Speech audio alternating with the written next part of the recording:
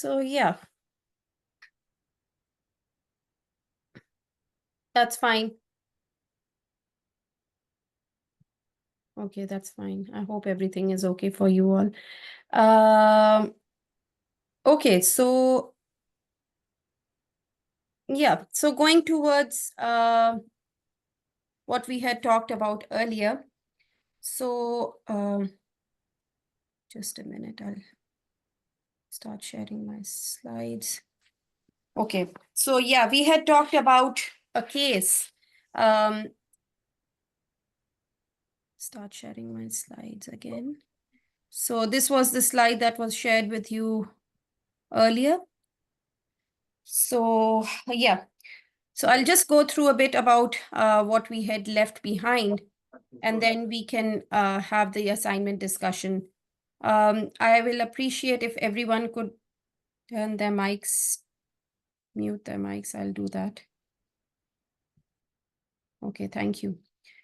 So I hope you can see my slides and hear my sound. So we had talked about describing the impact that transitions and significant life events could have on individuals. So we had talked about, thank you for your response. So we had talked about people who, so this is our fourth learning outcome that we are doing. So people who go through life transitions, okay?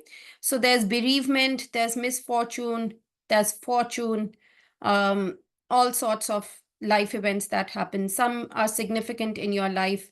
So any misfortune that you face, obviously it has an impact on you. There were two researchers, Holmes and Richard, in 1967.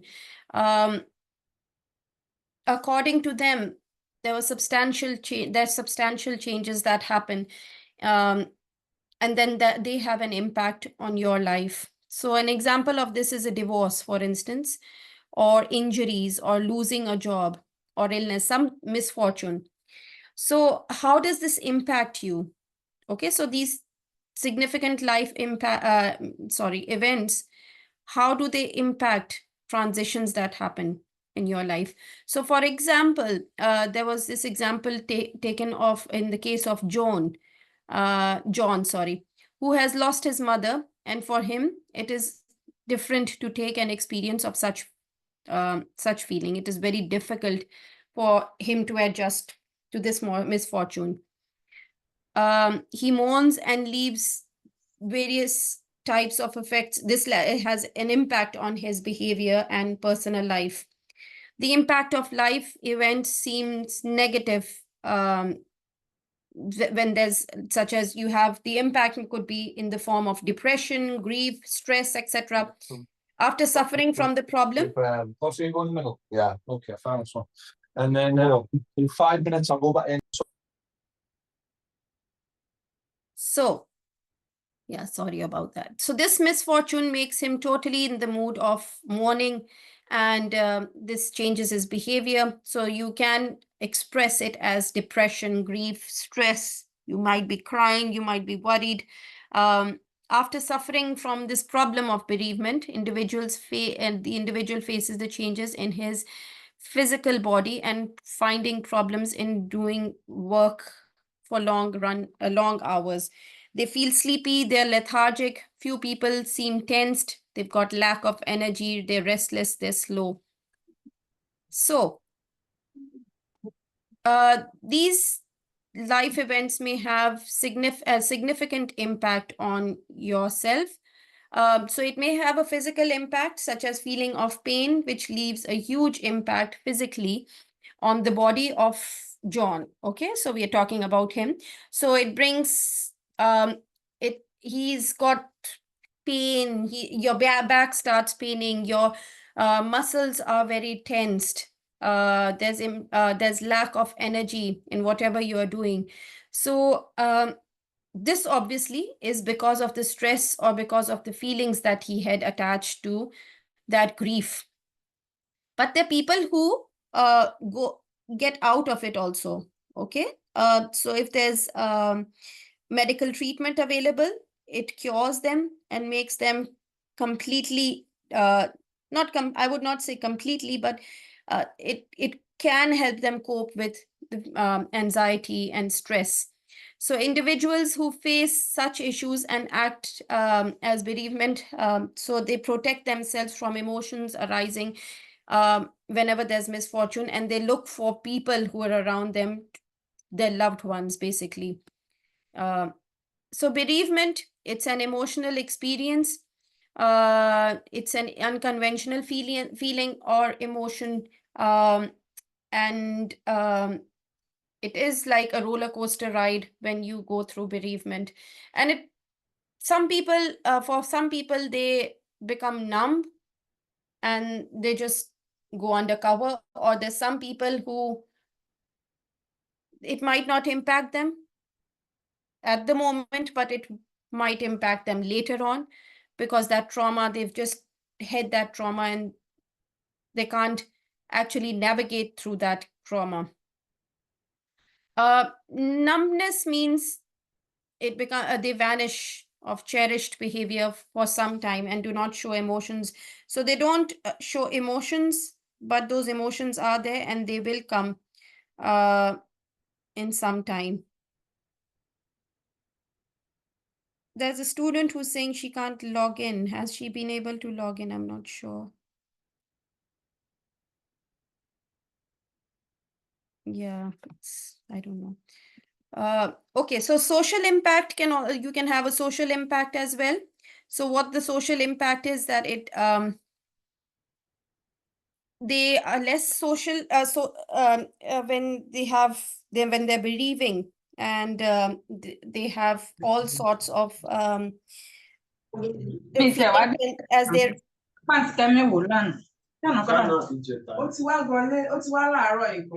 So if you have enough people around you who love you, who have sympathy for you, who look after you, so you can, if you have strong bonds with them, that helps a lot. Okay. However, if you don't have that, it becomes very difficult to navigate through this situation. So social ties are very important. Intellectual and psychological impacts can also happen. Now I'm talking about the explanation of the role of health and social care practitioners in supporting individuals through transitions and significant life events. Okay. Now, a healthcare practitioner, like any one of you all, you should support individuals with learning disabilities, and to overcome the barriers, they should work with policies and procedures.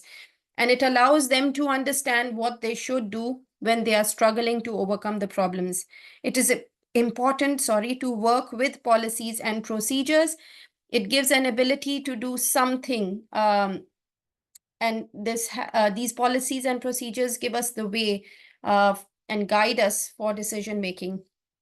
Okay, Paul, what are procedures? They can support a practitioner with when they want to identify disabilities, what action should we take. It shows the emergency procedures if a practitioner is working, and what to do if there's sort of an emergency situation.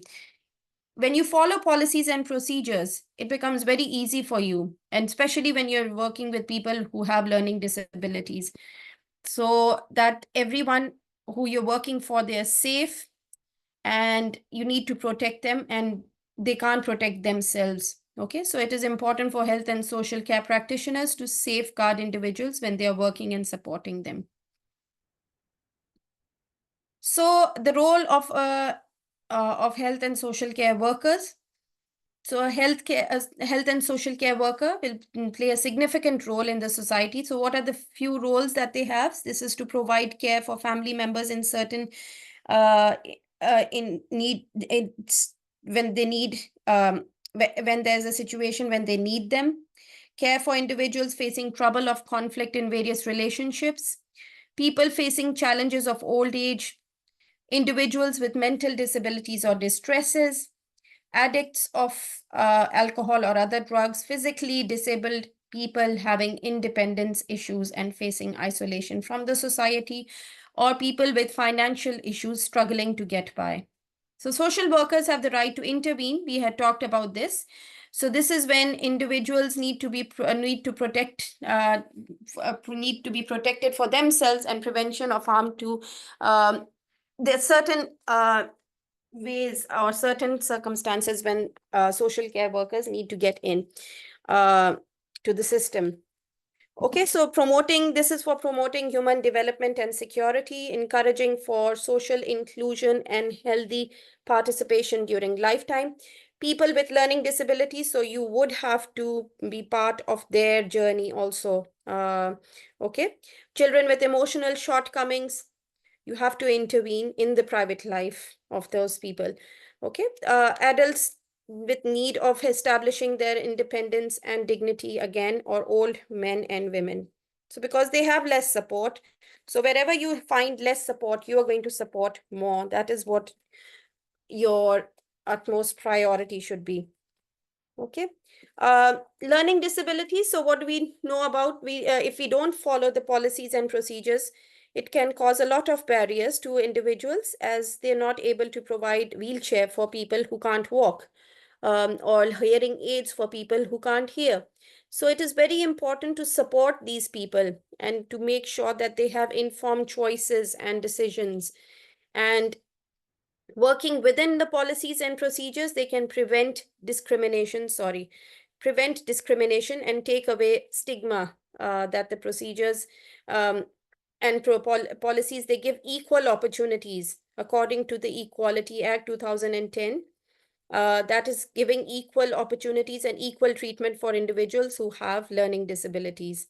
So if there's a person who has a learning disability, for instance, would you keep them in your organization? So there's a person who has applied for a job at your organization. If your boss asks you if you want to be part of it, what would you do? Like if you want to hire that person or not, what would you do? Would you keep that person or not?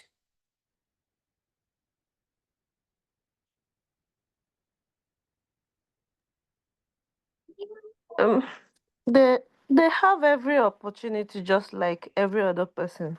So they are supposed to be given such opportunity to work, okay? Yeah. And then before you hire the person, you should make sure you have what you're required to have for the person, like somebody that is using a wheelchair, and maybe to get into the office and is a step, you have to make sure you have provision how the person can be able to fit in that office. Mm-hmm. Yeah, brilliant. Yeah, so you would not obviously ignore such a person. You would definitely go and hire them if they're capable enough. If obviously they'll get equal opportunities as all others. And yes. Okay. So these opportunities will be provided to everyone, regardless of their obviously to anyone, regardless of what they're facing, regardless of their disability. So you would not consider that disability to be hindering their opportunities for the job. Okay. But you would always see if they're capable enough, because obviously you can't just take anyone uh, within the job. You need to actually look if they're capable enough, just like you'll see it for the person who has no disabilities at all. So what's a care plan? Anyone? Do you know what a care plan is? Just looking at how many slides are remaining. It's okay. So anyone, what's a care plan?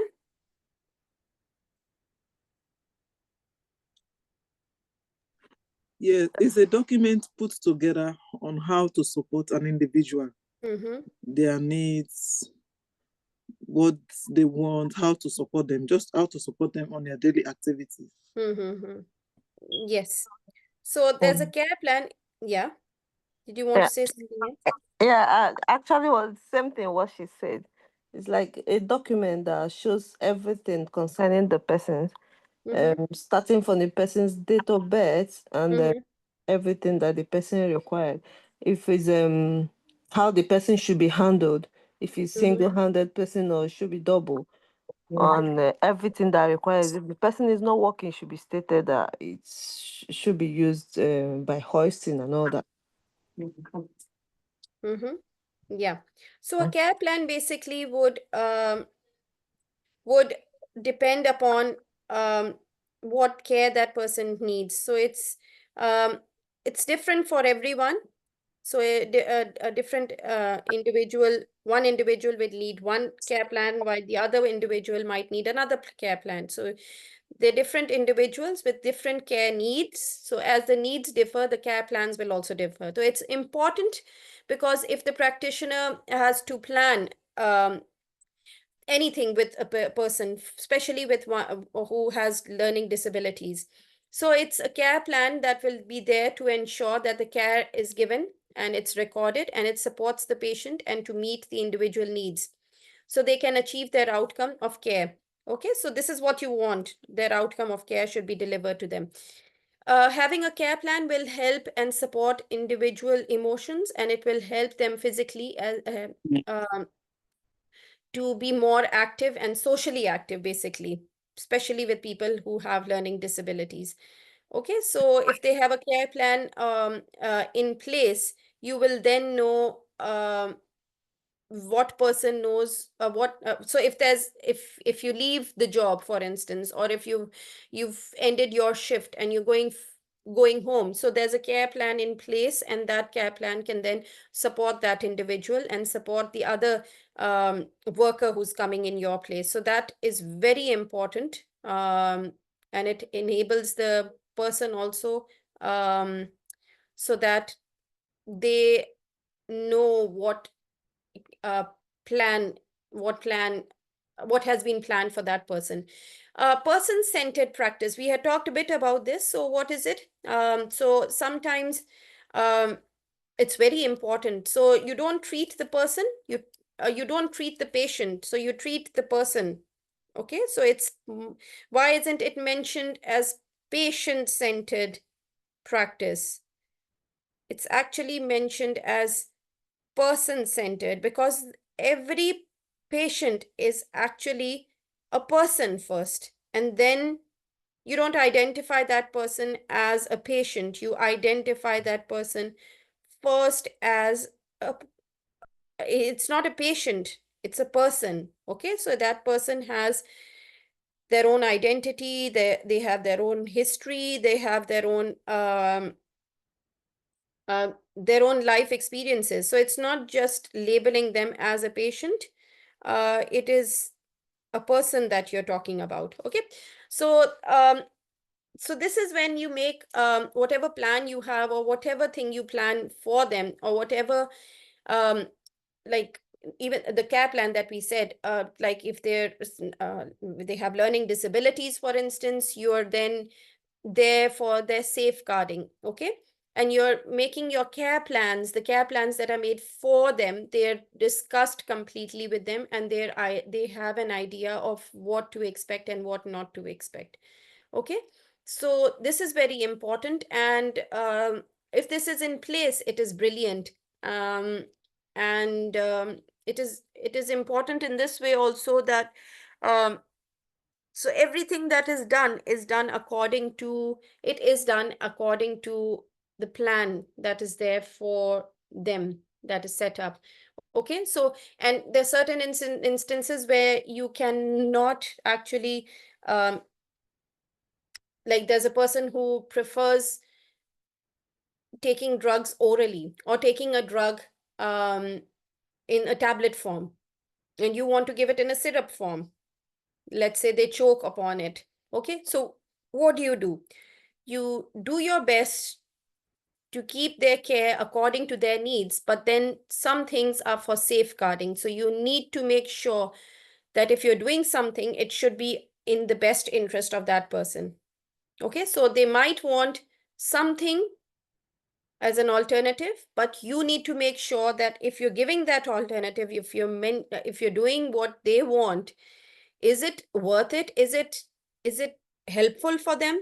Would it help eliminate distress, or would it help eliminate the chances of, let's say, it would not put them at risk in a way.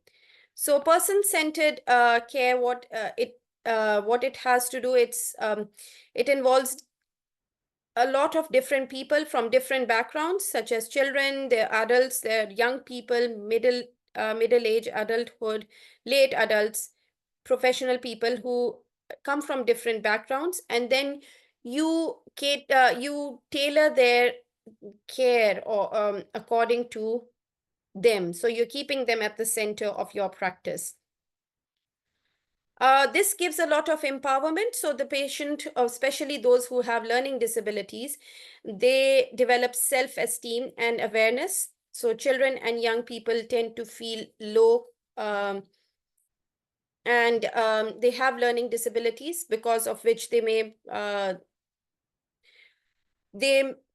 may be disadvantaged at some places. So let's say a person who's disabled can't play normal games. So it is your work to build their confidence and to build their self-esteem. So a patient who has dementia, for instance, is refusing to take a medication. A care assistant should approach this with care and advise them to take this medication so that they can get better, to be able to do different activities by themselves. This empowers them, and it provides care. When you're giving care in this way and support, and it's when it's person-centered. So let's say if the patient wants to take, as I said, a drug at a certain time, let's say, you're empowering them. Okay, so if there's a possibility, so let's say there's a drug that a painkiller that they want to take, that they need to take. However, it makes them drowsy and they want to take it at night. So if they have that choice, that gives them the empowerment. Okay, so you're tailoring the needs of these individuals according to what they want, and not without harming them or putting them at a disadvantage. We'll talk about advocacy. So what is advocacy? It is to empower people. Okay, so this is empowering people, and then making them empowered for their own treatment. Okay, and there's decision making, which they can make decisions for themselves. And if there's a person, for instance, and who is deaf and blind, they ask for advocates to guide them and to be led by the person, but only doing what they request. Also, it is to be friendly and while still maintaining boundaries. They are there to advocate for them. Okay, so if they need people to advocate for them, that is called advocacy. Okay, so you're doing things that they need to be done. So there are different types of advocacy, such as peer advocacy, informal, formal advocacy, professional, independent advocacy. Then there's some people who have learning disabilities and they don't get the opportunity to go to school due to desirability. The Children Act 2014 says that each child should be treated with respect and they should have the same equal opportunity. Okay, so health and social care should support each person with learning disabilities and listen to their problems. And they should have an understanding with them to build their self-esteem and confidence. Partnership working. So this is one of the last slides that we have. So partnership working is when different companies work together to improve best outcomes for the patient. This is to improve the safeguarding settings. We need to provide the best care for our patients. And this is through different partnerships. Okay, so we are not working on our own only. Sometimes when we have to work, we will work with partners. We will work with people who, for instance, if we have to work with pharmacists, we will work with pharmacists. We want to work with people who deal with learning disabilities, who deal with people having mental health problems. So we will we will deliver our services, but we will also focus on if we need to have partnerships. Okay, and these partnerships are only for the patient's own benefit. Okay, and also, so the patient's own benefit, being a partner means that you would also want, so for instance, if you want, if you can say that the patient is working as a partner with you, or the patient's loved ones, they want to work as partners with you, just for the patient's own benefit. Okay, so you can have that also as a relationship with as a partnership. Okay, so this is what partnership is about. So you do not work only with the patient. There's a lot of other people also who work with you towards the improvement of the patient's condition. Okay, so just going towards the last slide. So we have talked about person-centered approaches. So this is to analyze the impact of person-centered approaches on the support provided by practitioners. And it is about to individuals experiencing transitions and significant life events. So this is just a summary of what we've talked about already. So it is to basically the person-centered approaches. They offer a different way of gathering information about, let's say, children and young people. They're very sensitive information that should only be shared with certain people, not with everyone. That is for safeguarding issues. There are different type of assessments also that you would do. So practitioners have to prepare in supporting individuals experiencing transitions and significant life events. This is also the job of a health and social care practitioner. So these are some people. So preparing individuals for transition or event, certain transitions, such we talked about transitions like death happening or bereavement, and supporting the individuals for their needs, and also assessment of care. So they need to know their care assessment. So action planning and goal setting, planning, choice, and independence. Okay, so that's all about today's session. Any questions that you have? I'll just stop sharing. Just give me a minute. Does anyone have any questions? I know it's hard for you all to navigate through all of this because obviously you've not gone through the last session, through the whole sessions.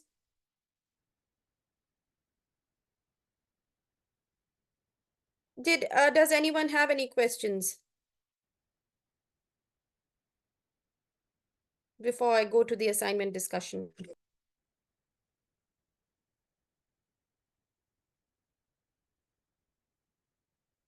Any question? No question.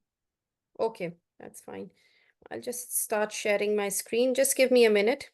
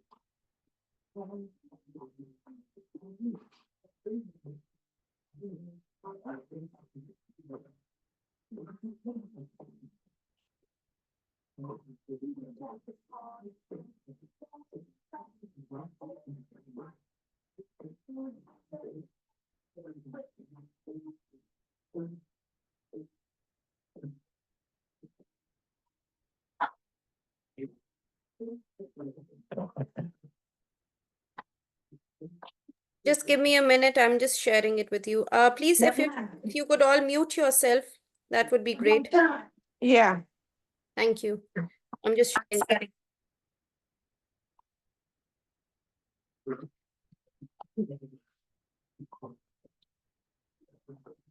Okay, no.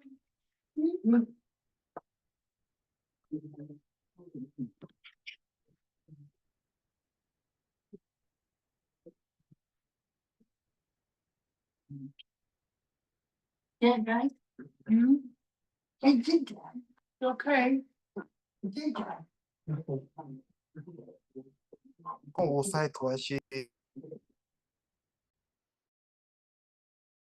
Okay, so I'll start sharing my slides with you. Just a minute. Assignment. Discussion. Okay, so I hope you all know how to submit your assignments, and you know how which documents to work on. So it's the Word document, or sometimes you need to use PowerPoint. So I'll just share this slide with you, this document with you. So yeah, so you know that, that's good. So you should be given an assignment, assignment brief that has been given to you. Okay, so I'm just sharing with you this. So this is shown as an assignment brief. Okay, so this is for us for checking. Okay, so these are different learning outcomes that we assess you for. So for instance, if you're working on the Word document, so here your name will be here, your registration ID would be here, this will be here. So you have this whole page as well. Your unit is human growth and development. So this is what you're working on, your assignment, when it was issued and when it was submitted. Okay, so today we are discussing the assignment. The deadline will be the 15th. So you need to submit by the 15th of February. Okay, your assignment. So it gives you 2 weeks. So that's the 8th and the 2nd week, the week commencing the 10th of February. So if you're struggling, or if you have any questions regarding your assignment or whatever, you need to discuss that, as I've said earlier. So a bit about this. Now I'm going to share the slides with you. Okay. So just a minute. Got so many things opened up. Okay. So this is, see very clearly, this session is recorded. So anyone who wants a recording of the session, you can have it as well. You'll get it on a Monday. Okay. So this is Human Growth and Development, Unit 3 that we are discussing. So you have 4 learning outcomes here. Okay. So the first learning outcome. Okay. So you have to write these down. So these have to be written down, these assignments, and you've been given on your assignment brief also, it's been mentioned what word count you need. So the first learning outcome is to know the stages of human growth and development throughout the human lifespan. Okay, So number one is to describe the physical, intellectual, emotional, and social development for each of the life stages of the individual. Okay. So this is your first learning outcome that I'm just talking about the learning outcomes at the moment, okay? I'm not talking about the assignment. These are the just revised, going through what the learning outcomes were, okay? The second one is to identify key changes from birth to old age affecting human health and well-being. The third part of the learning outcome one was to explain developmental norms and milestones. And the fourth was to analyze how each of these areas had an impact on each other. Okay, so your second learning outcome was to understand potential effects of life factors and events on growth and development. So the first was to identify life factors and events which affect growth and development, and you are to explain potential effects of life factors and events on the growth and development of individuals. Okay, and the last part is to evaluate how nature and nurture affect individuals' physical, intellectual, emotional, and social development. So this is the second learning outcome. The third learning outcome is to understand the physical and psychological changes of aging. So here we have explained physical and psychological changes that are linked to aging, explaining lifestyle choices associated with aging, discussing the effect that physical changes associated with aging have on self-esteem and self-confidence. Okay. And the fourth one is the last bit is to evaluate the influence of lifestyle choices that they have on aging. The fourth learning outcome, which we've just discussed today, ended today. So understand the effect of transitions and significant life events. Here we were to identify transitions and significant life events across the life stages, describe the impact that transitions and significant life events may have on individuals, explain the role of health and social care practitioners in supporting individuals during transitions and significant life events. And the fourth is to analyze the impact of person-centered approaches on support provided by practitioners to individuals experiencing transition and significant life events. We've talked all about these, okay? So I'm stopping sharing here. This is just for you all to recall whatever you have done so far, okay? So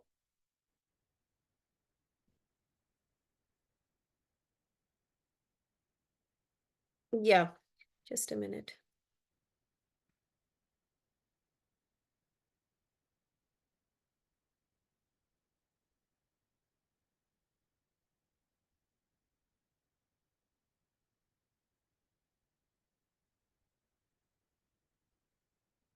Just a minute, sorry. So yeah, students, because we are running out of time, what I can do is that I can send you a recording of the session, if that's okay. I'll just stop recording here.